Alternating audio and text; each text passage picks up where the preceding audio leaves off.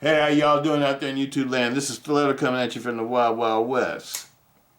And today, video number 2, part number 2 of the new Shark series exclusives from Smoky Mountain Knife Works. Here we go. There we go. Coming up. This is going to be my next love, I think. I know I'm going to love this one.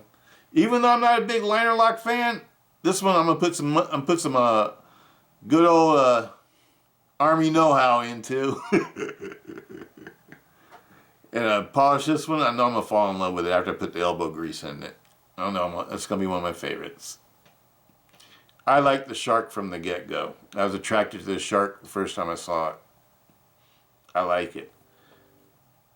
It looks like a nice gentleman's folder that can be used for anything. It can be a great self-defense folder.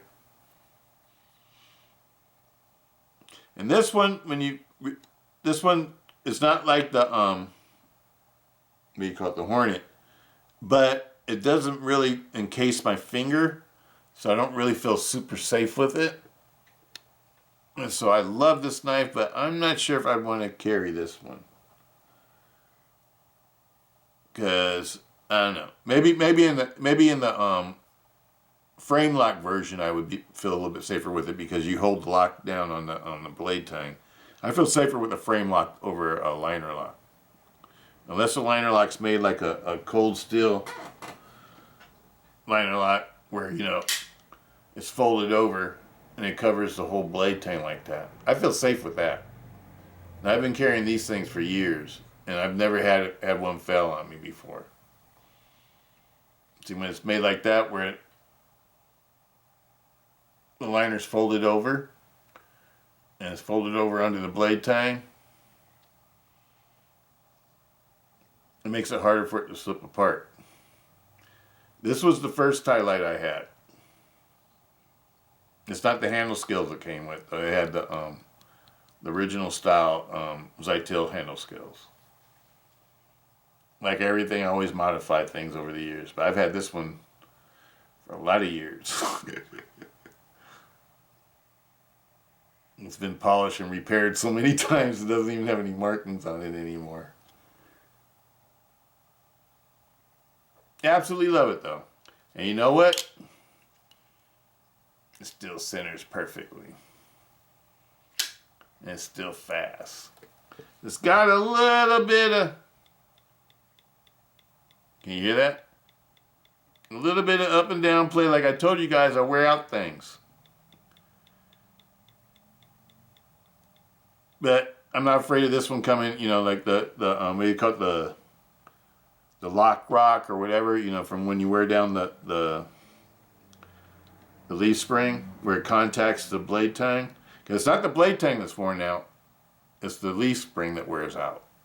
Because this is a softer metal than and the hardness on it is not as hard as on the blade. And the blade and the tang of a blade is like the thickest part of the blade. It's like the strongest part of the blade. So that doesn't really wear out. Because most knives nowadays have, you know, fairly hard blades, you know, from 58 HRC to higher usually. And your liner will have like a spring temper on it, and that means like in the low 50s, maybe high 40s. Because spring tempers are in the 40 range, the HRC range, to like the low 50 range, like 55 at the most. So that's what's going to wear first before the blade tang does. And most of these liners are made out of like a 400 series blade steel, like 420 420J, like the Japanese series blade steel, or 420 HC or something, or sometimes even 400. I don't know what cold steel uses, but whatever they uses works. It's me that wore out this knife. But I still love it. I love it because it has history. This blade is the blade I used to carry when I prospected. So, I love it. I love it. It's staying with me forever. It'll be an heirloom. But anyway, what I want to do is polish this one. So let's start taking it apart. Let's get busy, baby. Here we go. And somebody asked me, what tools did I use? And these are my favorites. Craftsman's. I like to use Craftsman Torx screwdrivers. And the three sizes I think are the most important that you'll be able to probably work on most knives with is a T6, T8, and a T10. That's why I have all three of these out here. I should only need, I think I need a T8 and a T6 on this. Let's see. Here we go.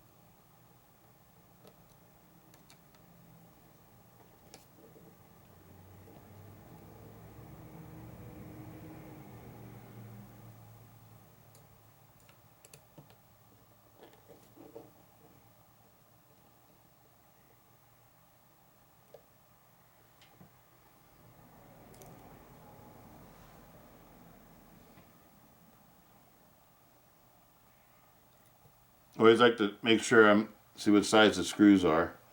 These screws look like they're the same size. The body screws look like they're the same size. Now that came up right easy. Well, look at the finish on that liner. That's nice. Isn't that beautiful? I like Artisan. I'm sorry, people. I don't care what you... like every country has great knife makers and crappy knife makers. Every country is like that.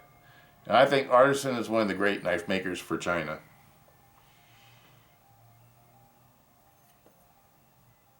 I don't have any I only have one Wii knife with a civvy, the Elementum. And even though it's not my favorite knife because I don't think it's safe, but it's fun to play with, it's made perfect. It's made excellently. The craftsmanship is perfect. It's just that the way that you open and close it, and I don't trust the locking mechanism that much. Because it's not really a plunge lock, it's really a liner lock. And you don't have any flipper protection or anything. That's the reason why. I don't think your fingers would be safe. But if you're not using it for those type of things or whatever, it's gonna be just fine. This is a beautiful looking liner. I just like looking at the liner. That's awesome. The barrel spacers, those look nice too.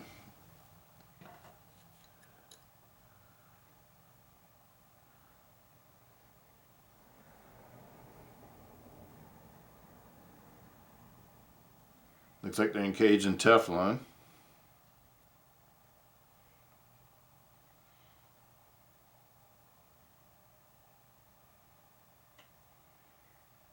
I always like to see if both sides are the same before I lay it down. Both sides look the same on this one.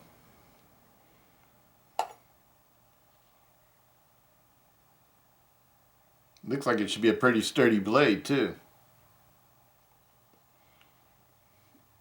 Everything looks like it's machined very nicely on this.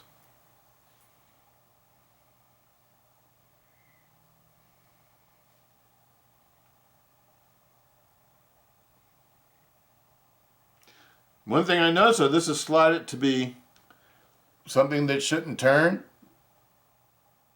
but there's no slot in the handle. So it will turn.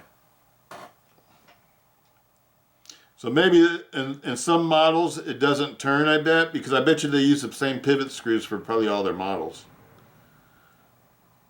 But in this model, it will turn, it will spin.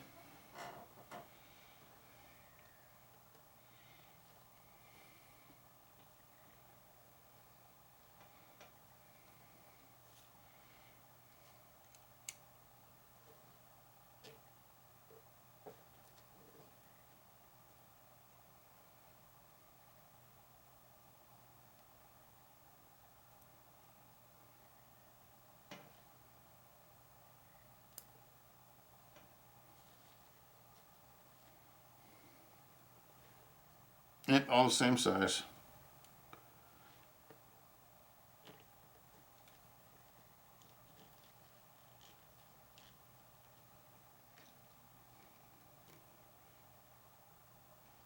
I think I'm going to need to screw something in from the other side on this one. This one's in there. Needs to be difficult. So I have one screw that wants to be difficult. I can feel it turning, but the whole thing's turning. The barrel spacer and everything's turning.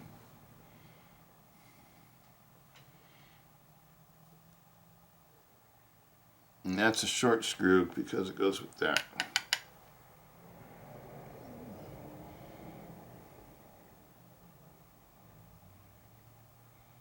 Let's see, think about a way that I can do that. I'm going to need another T6.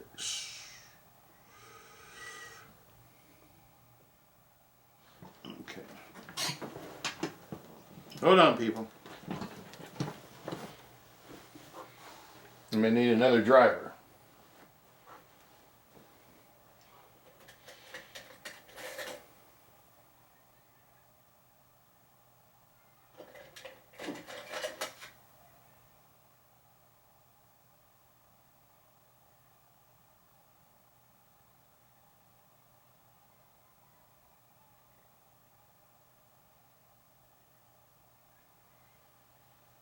Okay, I think I found one.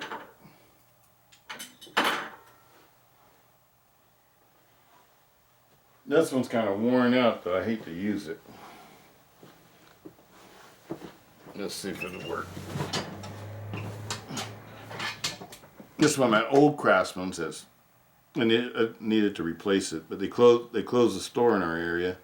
When something used to wear out, that's one thing I used to like about Craftsman's, is that you could just take it back to the store and get another one. They would just give you another one. Because the tools had I'd always get the real Craftsman tools that had a lifetime warranty on them.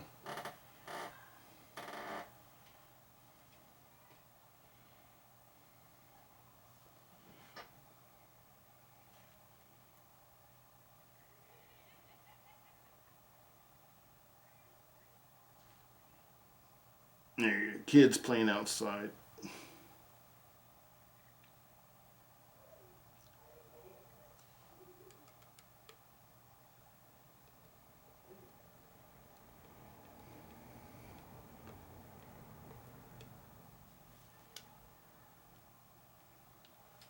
Okay, let's see if we can get it out now.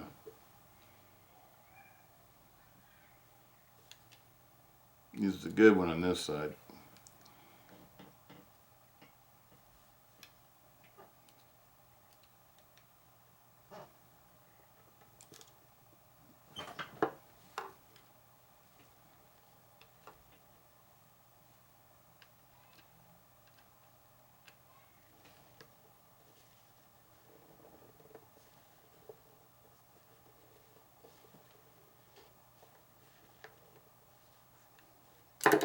Whole thing's moving again.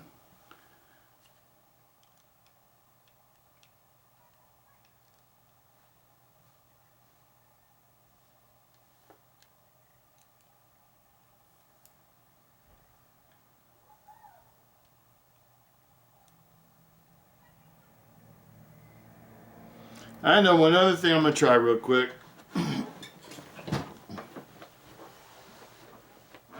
It'll make me have to get nasty.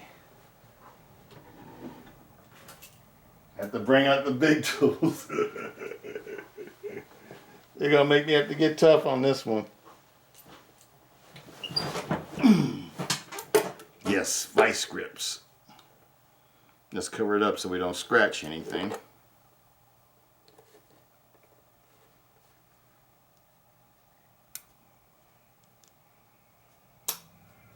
I don't want to put a whole lot of pressure on it, just enough to hold it.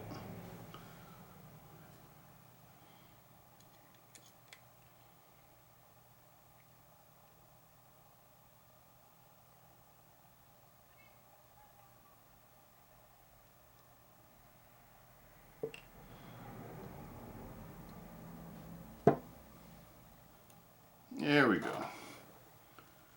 All right.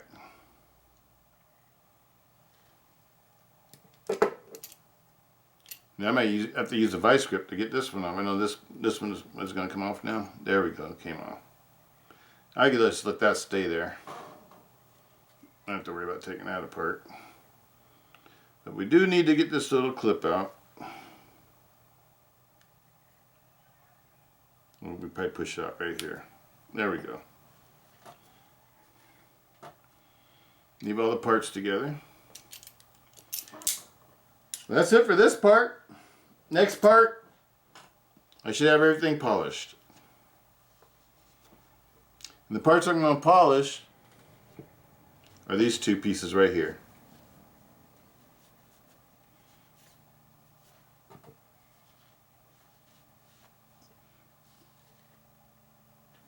Let you guys take a look at them, see what they look like before and after. That's the show side. I guess there is no show. This is the side with the leaf spring. You can see it's got the cutout for the leaf spring. But they both have show sides, I guess. That's what I meant to say. It's not like a frame lot. But that's the side. I'm not gonna worry about the inside. I'm just gonna polish the outside.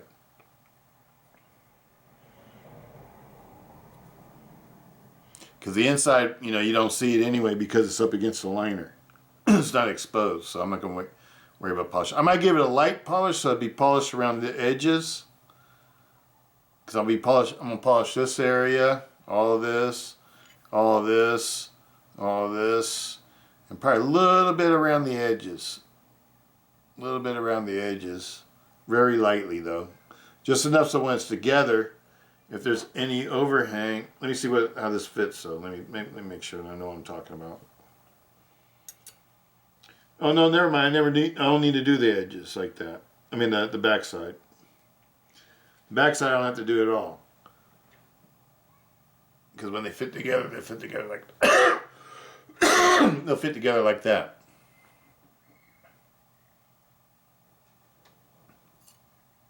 I really like these liners though. Aren't these liners beautiful? I think they're beautiful. Absolutely love them. I'm digging that. And they didn't have to do that. That's just something extra that Artisan did. Because Artisan's Artisan. I'm digging Artisan. And I know it's probably a big giant factory or I'm just picturing what it looks like in my head. I bet you it's a, a very high-tech, knife making factory. And I don't know how their stuff is ran. It's probably ran by the government or something. I don't know. Now I'm just talking mess because I don't know what I'm talking about. I know China is communist. So I know probably the government has a big hand in everything. That's a Chinese company. I know Cadillac's over there, Harley Davidson's over there, Chevrolet, General Motors, Tesla's even, their new car that they're going to be selling in the United States is going to be made in China. And the one that they're going to be selling that you'll be able to get for under $20,000, an electric car from Tesla. It's going to be the first car that wasn't made in the United States. Because Tesla just made a big factory over in China that they're going to be making their inexpensive cars at. Because they want to come out with budget model electric cars. Which is cool. It's sad though that you can't make budget model electric cars in the United States though, but whatever. I guess you can't, to be a budget model, I guess you got to pay people less money or something. I don't know how that works, whatever. All I see is that these people going to Mars, want to go to Mars and go out in the outer space on day trips and all that kind of stuff. They got money like that. Damn, come on now, pay your employees. Give your employees part of that wealth. Y'all don't need all that money. I'm just being talking mess now. But seriously though, these are going to make some nice handle scales. These are going to make some nice handle scales. I'm digging these knives. And this one's going to end up in my drawer. I tell you right now, it's going to end up in my drawer. I'm digging it already. I like it already. I like the way it was made. Because usually when you take apart a knife, everything doesn't have this kind of finish to it. And see, these are Smoky Mountain knife work handle scales. I bet you they made these. I don't know, maybe Artisan made them too, though. I just think if Artisan would have made them, they would have had a little bit, you know, like a higher finish on it. That's the reason why I think maybe it came from Smoky Mountain Knife Works. Because I know Smoky Mountain Knife Works puts copper and brass and bronze handle scales on a lot of their Smoky Mountain exclusives. And I wonder if they get permission to do that from Artisan or whatever company that they're dealing with. And then they use their own product. That's what I'm saying. I don't know. Anybody know?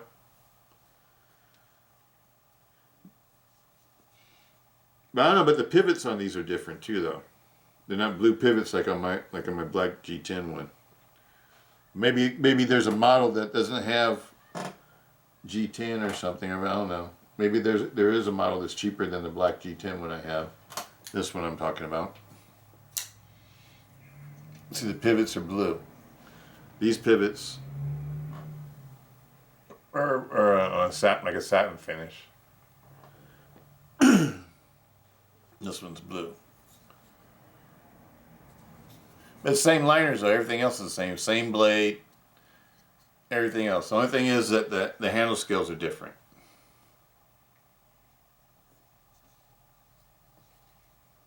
And tell you the truth, the carry, I think this would be a more comfortable carry because it's so light. It only weighs like 4 ounces. 4.2 or 3 ounces, something like that. I think this one would be a super easy one to carry.